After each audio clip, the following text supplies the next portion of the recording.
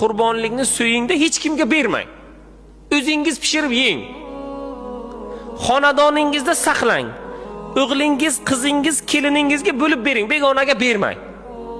Bo'ladimi? Bo'ladi. İmkoniyatimiz bemalolroq. Birodar, so'yingda 3 bo'lakka bo'lang, tavsiya.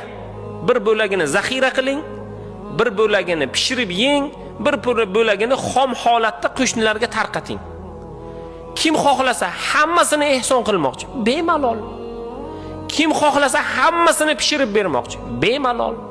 Kim xohlasa yarmini pishirib berib, yarmini xonadoniga zaxira qilmoqchi, bemalol birodar. Maqsad nima? Maqsad so'ysangiz bo'ldi. Qonini oqsangiz bo'ldi.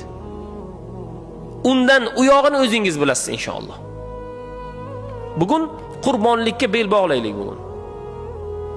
Qurbonlikni baquvvatini